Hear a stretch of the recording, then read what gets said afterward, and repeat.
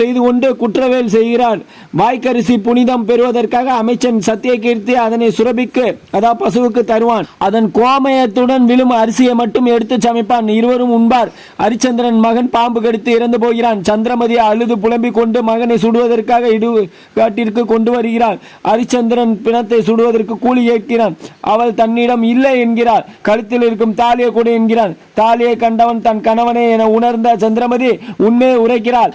இறந்தது தன் மகனை என உணர்ந்த பின்னும் வீரபாகுக்கு சேர வேண்டிய கால் பணமும் முளத்துண்டும் எசமான் பார்ப்பனிடம் வாங்கி வரும்படி மனைவியை அனுப்புகிறான். சந்திரமதி பார்ப்பனிடம் வருகிறாள். வழியில் குழந்தை ஒன்றின் பிணம் கிடைக்கிறது. அது கல்வரால் கொலை செய்யப்பட்ட காசி அரசனின் குழந்தை. சந்திரமதி தான் தன் குழந்தையை பேய்கள் கொண்டு வந்து போட்டனவோ என்று இருளில் குழந்தையை பார்க்கும் போது காவலாளிகள் குழந்தையை கொன்றவள் இவளே என எண்ணி குழந்தையுடன் அரசன் முன் நிறுத்துகின்றனர்.